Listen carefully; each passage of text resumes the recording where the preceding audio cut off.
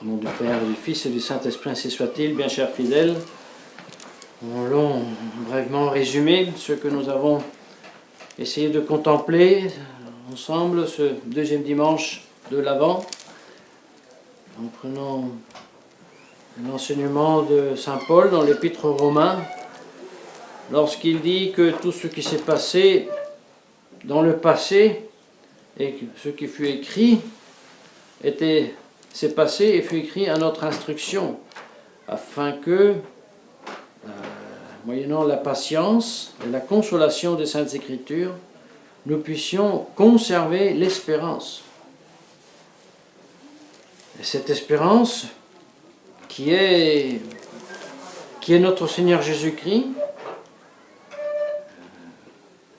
et c'est bien l'Avent, le temps liturgique qui cultive et qui anime notre espérance en nous-mêmes, parce que nous espérons que notre Seigneur Jésus-Christ, le Sauveur, dont Noël nous fêtons sa venue dans le monde, puisse renaître spirituellement, nouvellement dans nos âmes, et après être naître dans nos âmes par la foi, justement par l'espérance et la charité, ils renaissent dans nos corps, dans le sens que notre conduite, notre vie, soit toujours plus assimilée à la sienne.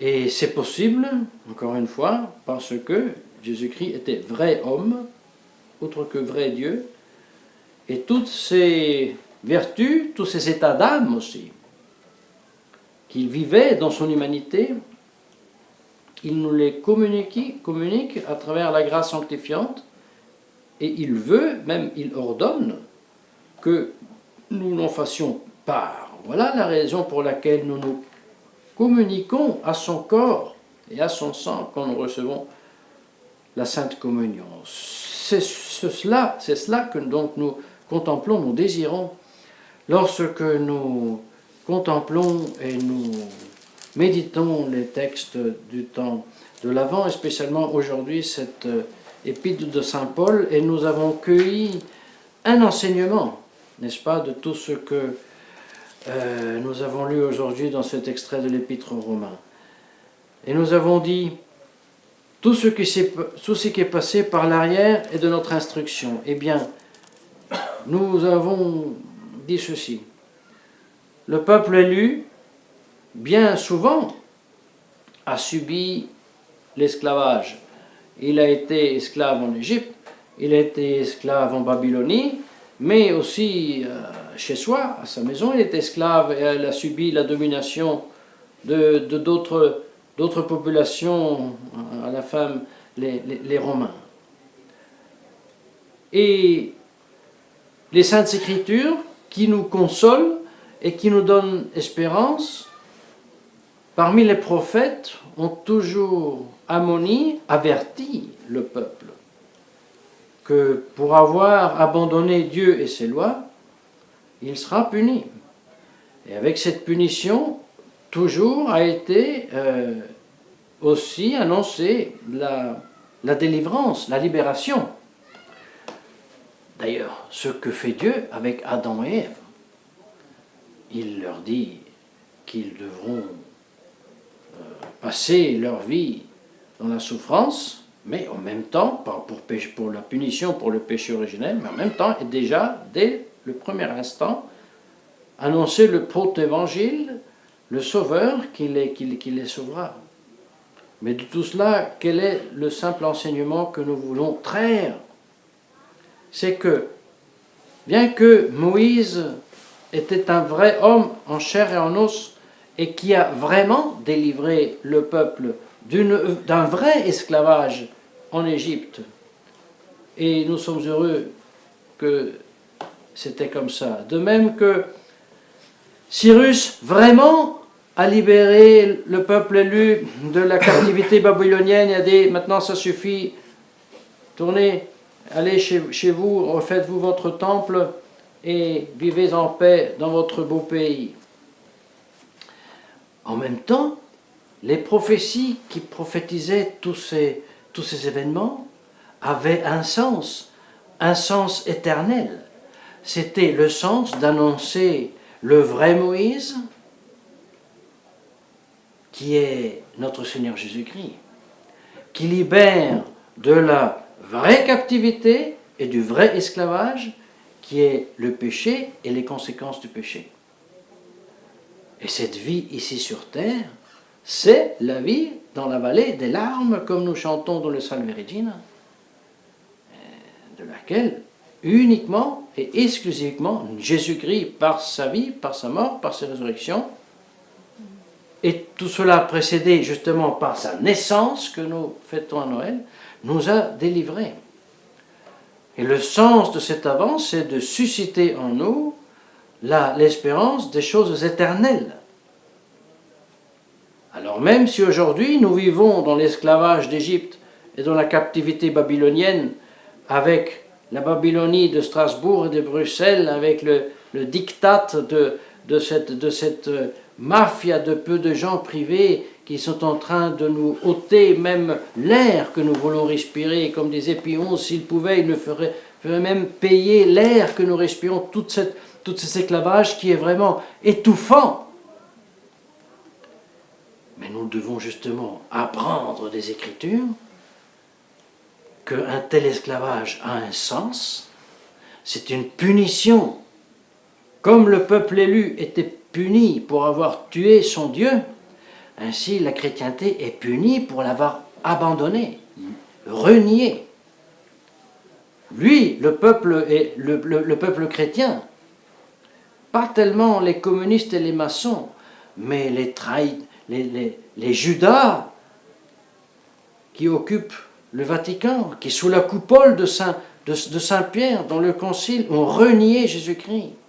Et nous en portons les conséquences, et nous sommes solidairement impliqués dans ce fléau et dans cette punition que subit la catholicité et la chrétienté. Et gare à nous si nous perdons de vue cette réalité, et en la perdant de vue, gare à nous si nous ne la vivons pas.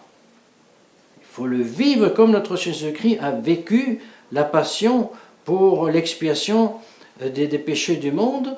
Et comme ça, nous devons vivre ces états horribles de situation politique et économique pour l'expiation de nos péchés, de la chrétienté qui a renié son Dieu. Et alors, poser notre espérance en Jésus-Christ. Et si nous voulons le grand monarque qui doit venir et chasser les musulmans de l'Allemagne avec les grandes batailles à Cologne, bien que ça vienne, nous sommes très heureux.